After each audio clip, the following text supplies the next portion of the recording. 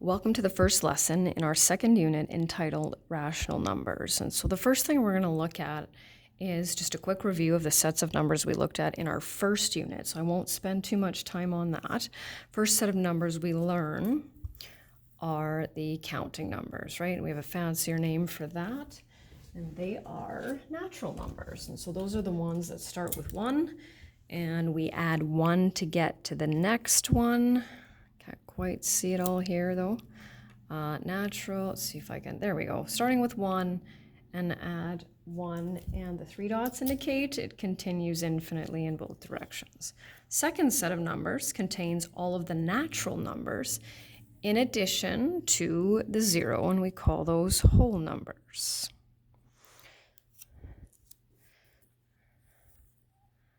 Zero, 1, 2, 3, 4. And our first unit was called integers.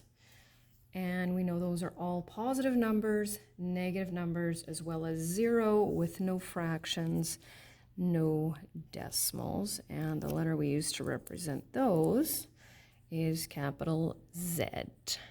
So our next unit is called rational numbers. And we need a capital letter to represent rational numbers. What do you think that's going to be? I know my guess is, unless you know it, you probably thought R, but R is already taken, and we'll get to that.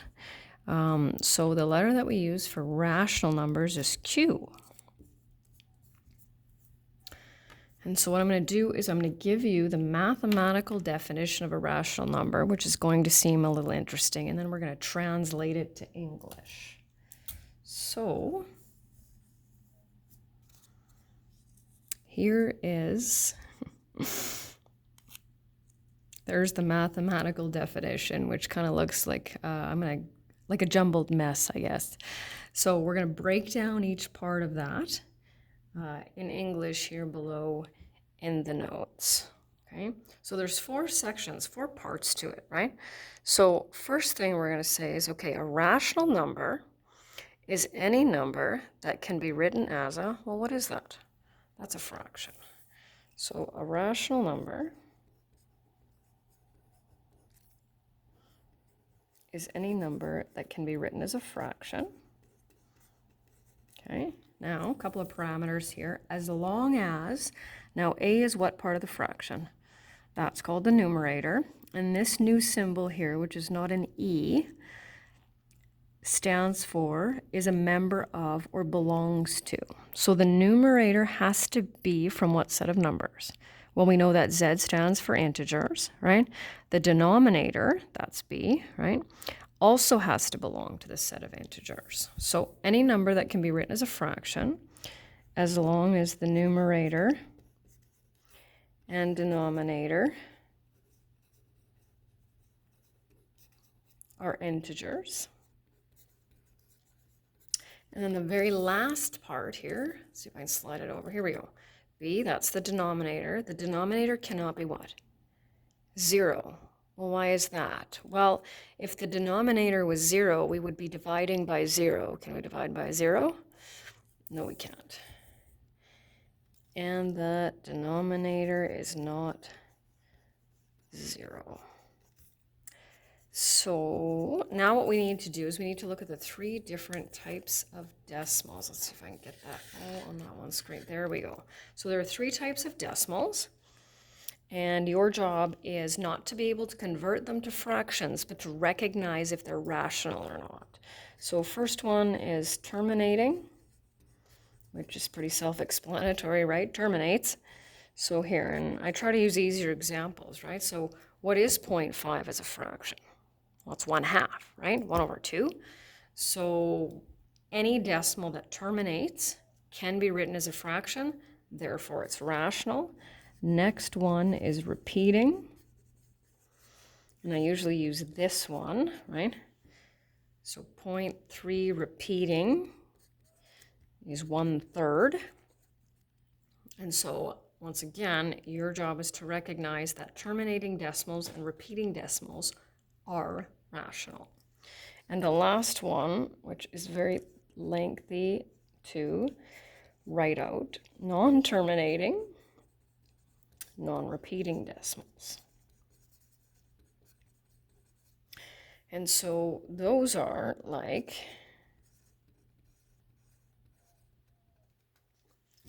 there's obviously no discernible pattern, okay? They obviously don't terminate, they don't repeat, which means they cannot be written as fractions. And the other ones that are common, we use them a little bit more in grade 10, are square roots of non-perfect squares. So if you take your calculator and you take the square root of 13, let's say, your calculator fills up, and it might look like it terminates, but your calculator can only hold so many numbers. It doesn't, and so that would also be another example. So this includes all integers and fractions that of course meet those requirements, as well as terminating and repeating decimals.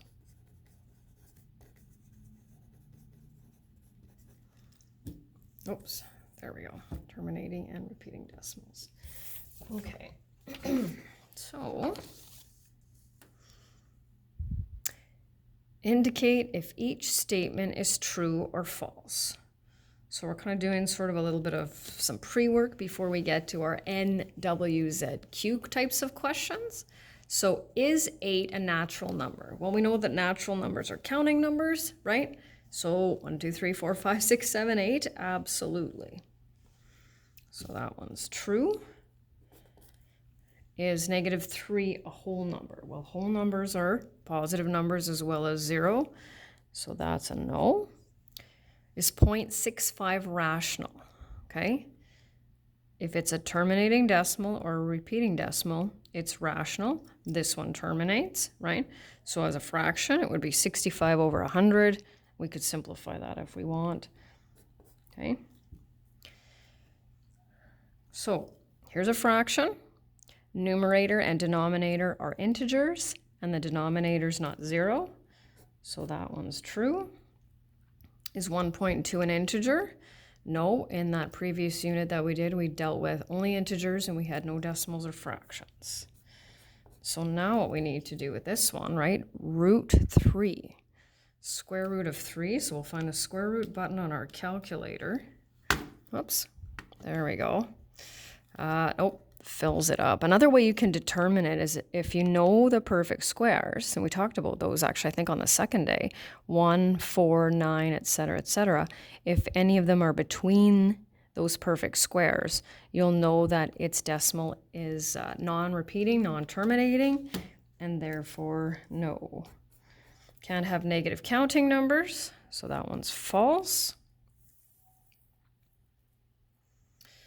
And repeating decimals are rational.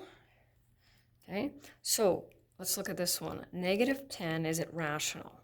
A rational number is any number that can be written as a fraction. Well, let's think. Can we write -10 as a fraction? Well, the easiest one would be -10 over what? Over 1. Yeah, so absolutely. Is 0 a natural number? No, 0 is not a counting number. Okay. Are fractions integers? Nope. Okay, let's evaluate the square root of 64. Just putting my calculator up there again. Square root of 64, right? That is definitely a whole number. Non-repeating, non-terminating decimal, not rational. And the square root of 8, right? Might as well. Square root of 8. No, it's definitely not going to be a natural number. And then the last screen for today's notes looks similar to the one that we did in the previous unit, right? Except now we have a few other things that we need to put in there, right? So let's just talk about the sets of numbers, right? Even though they all have an infinite number of numbers, right? They're still not the same. So the natural numbers go here. Natural numbers. Whole numbers. Integers. And then of course, our new one, rational numbers. And then I'm going to tell you about another set of numbers. So in grade 10, we'll actually do another circle over here. Okay, so natural, whole, integers, rationals, and another type, right, are all what are called real numbers. And oftentimes when I say that, students will say, well, are they called real numbers because there are fake numbers? And I say, well, there actually aren't any fake numbers, but believe it or not, there's such a thing called imaginary numbers in math, which you will unlikely ever meet. But I do talk about that in grade 10 and a little bit in grade 11 too. So that's why. So the letters, might as well stick the letters in there, right? Q, Z, W, and N. Okay, and let's just look for some specific examples, right, that show that you understand the difference between the different sets. So what I want are numbers that are rational, but that are not integers, whole numbers, and natural numbers. So what types of numbers do we need to pick? Well, we need a fraction, right? Okay. What kind of a decimal? Terminating decimal. Apparently I'm just going with those numbers. And a repeating decimal. There we go. What numbers show, right, that they're integers but are not whole numbers and negative numbers? Sorry, whole numbers are natural numbers. We're looking for negative numbers. So negative 18, negative 81. Now, are these negative numbers, are they rational? Absolutely, because they can be written as fractions. And the only number that distinguishes, right, between these two sets, we know is the 0.